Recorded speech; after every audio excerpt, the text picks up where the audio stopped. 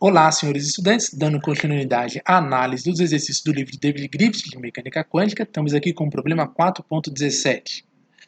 Então, ele fala assim, considere o sistema Terra-Sol como uma analogia gravitacional do átomo de hidrogênio.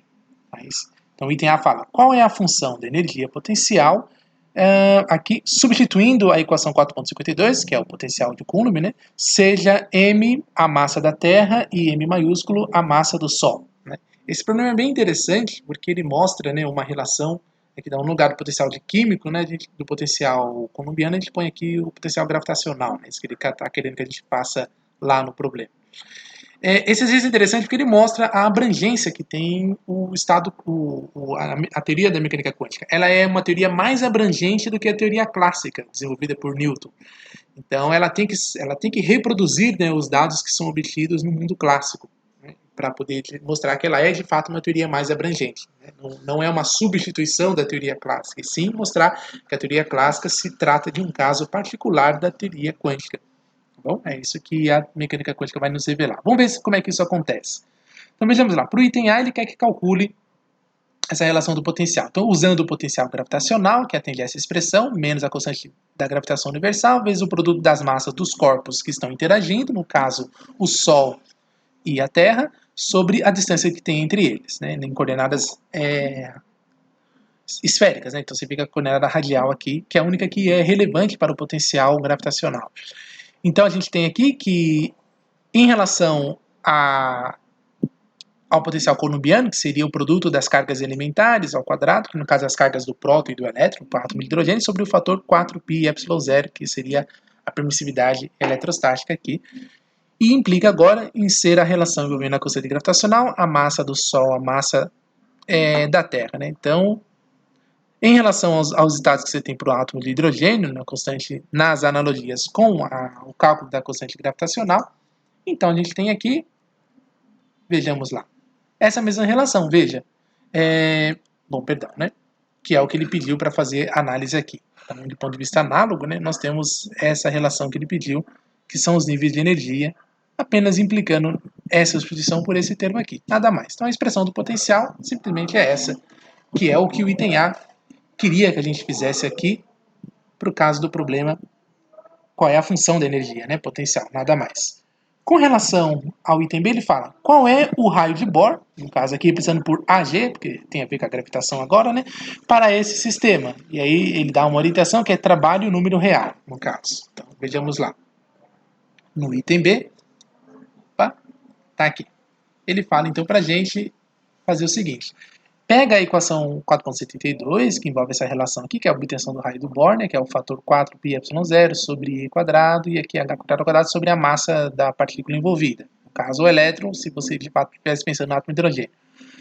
No caso aqui, para um tal de raio de Bohr, envolvendo o caso a relação da Terra e o Sol, ficaria então igual a h cortado sobre a constante gravitacional, a massa do Sol vezes a massa da Terra ao quadrado, que é por causa da implicação da mudança que a gente fez lá.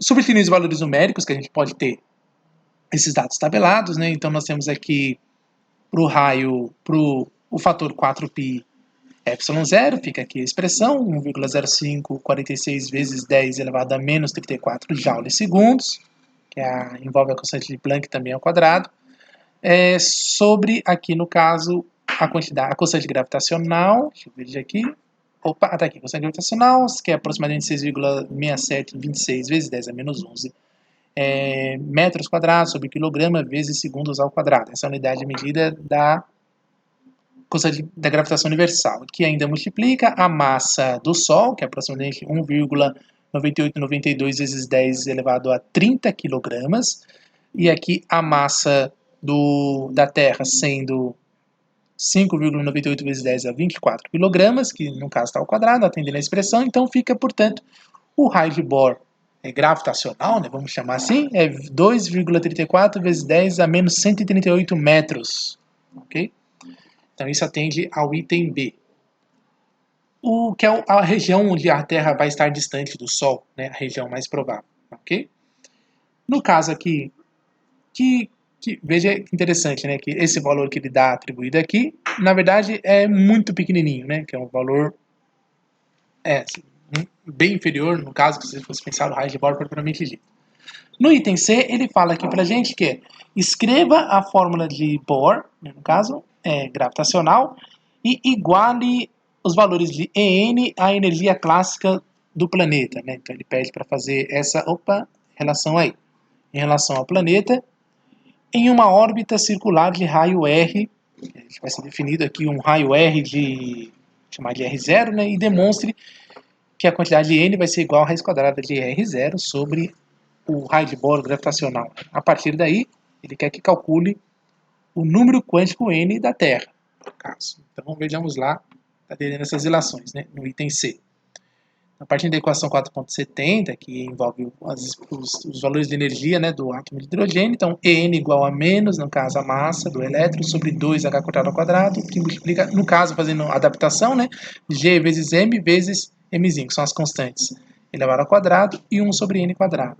Estou fazendo a devida substituição, no caso, para E, no caso, no ponto que você tem observando da relação, a energia cinética no mundo clássico é meio de mv quadrado, menos aqui no caso, a energia potencial associada entre a Terra e o Sol. É isso que vai me dar a energia cinética no caso. Ou mesmo a energia da diferença desses dois. Mas a gente tem que essa quantidade aqui, na verdade, é igual a mv quadrado sobre r, que isso implica você ter meio de mv quadrado igual a gmzão, mzinho, sobre 2 o raio de Bohr. Então a gente tem aqui que EC, energia cinética, fica menos gmzão, mzinho, sobre 2 r0, igual a menos m sobre 2h quadrado ao quadrado, mzinho, elevado ao quadrado, 1 sobre n quadrado, que isso implica então que n, que é o tal do número quântico, seria igual a gm, mzinho ao quadrado, sobre h quadrado ao quadrado, e ainda vezes o raio do Bohr, né, no caso aqui. Não o raio do Bohr, né, vezes o raio, a distância, né, da Terra até o Sol. Então a distância fica sobre o raio de Bohr, então n vai ser igual a raiz quadrada de r0 sobre g. Então é a mesma expressão, né? Isso, mas teria que checar, você não pode chegar e dizer que vai ser mesmo, né? Então aqui a distância, então r vai ser igual à distância entre a Terra e o Sol, que é em torno de, fazendo substituição dos valores, 1,496 vezes 10 elevado a 11 metros. E o n fica igual então a esse valor, que é a distância entre a Terra e o Sol via teoria quântica, sobre 2,34 vezes 10 a menos 38, que era o raio do Bohr, que dá 2,53 vezes 10 elevado a 74. Esse seria o tal do número quântico entre a Terra e o Sol. Mas veja que coisa interessante aqui, né? Olha o valor que ele obteve para a distância entre a Terra e o Sol usando a mecânica quântica. Esse é o valor clássico da distância entre a Terra e o Sol. Então, apesar da teoria quântica trazer para nós mais informações, que é o tal do número quântico entre a Terra e o Sol, que você pode dizer que é apenas um número qualquer, um número aleatório, não tem um significado físico, ou mesmo você dizer que essa expressão que obtém também é apenas uma coisa algébrica, nada mais, mas olha o que ele revela para você.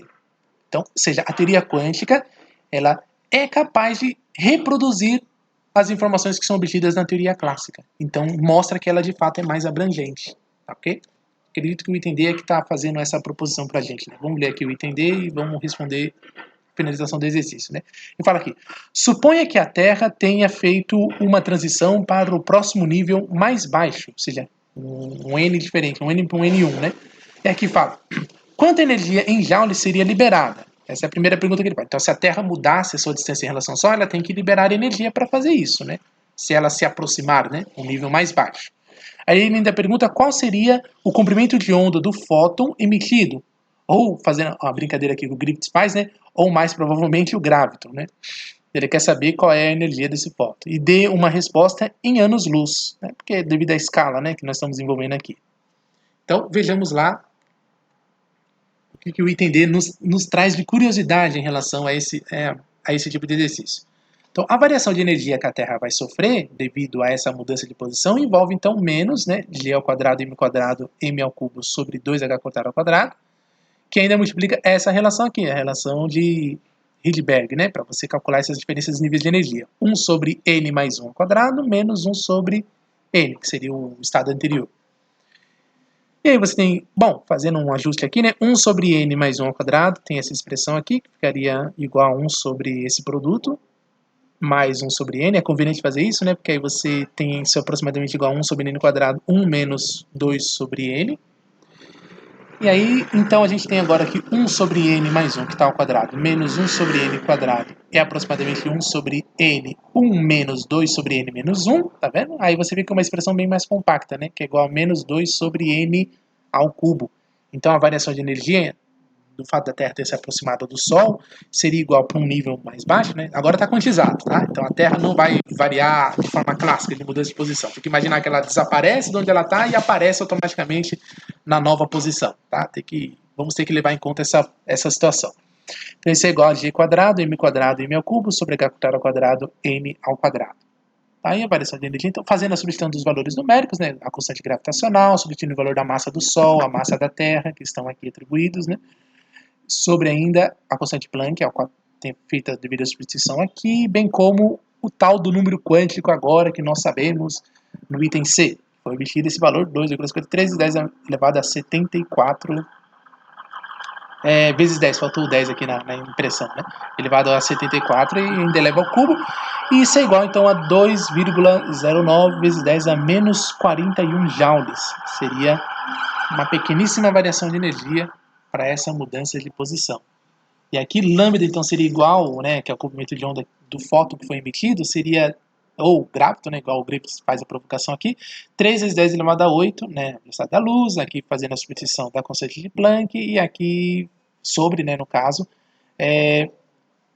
esse valor que nós obtivemos agora, né, que seria a variação de energia para essas mudanças. Daria 9,52 vezes 10 elevado a 15 metros o comprimento da onda, né? É uma onda bem gigante, né? Isso é curioso aqui, né? Mas aqui no caso,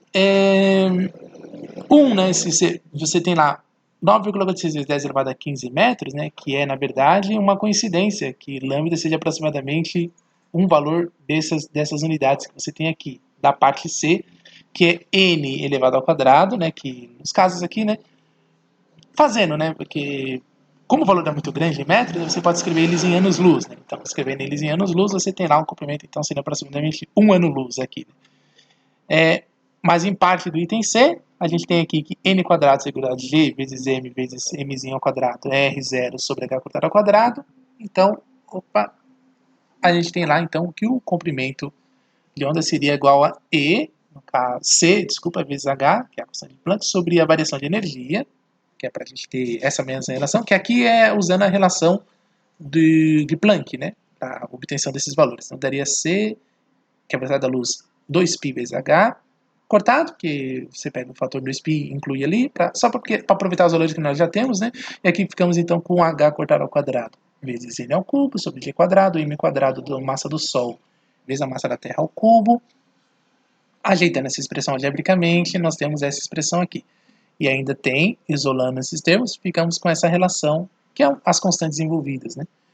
Mas aí a gente tem, no caso aqui do item C, temos que a velocidade da Terra, no caso seria raiz quadrada de gm sobre r0, só depende da massa do Sol, não da Terra, 2π r0 sobre t, que seria o período da Terra, onde t aqui, ele avisa aqui que é o período, né, de órbita, e nesse caso, né, para 1 ano-luz.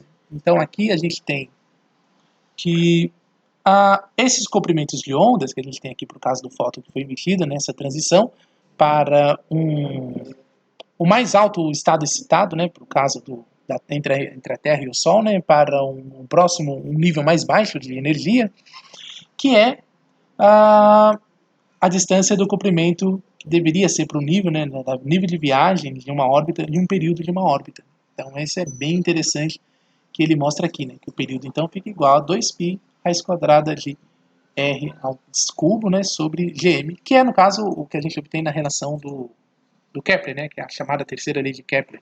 Está aí a relação do período lambda vezes ct, que é o que a gente tem nesse caso, né, para essa expressão. Então, tudo confere, tá? Então, essa é uma relação muito interessante. Então, mostra que, de fato, a teoria quântica é uma teoria mais abrangente em relação à clássica, porque ela reproduz os casos clássicos, tá ok? E os números quânticos são os rótulos necessários para fazer esse processo acontecer da forma devida, ok? Então, é isso. Até a próxima.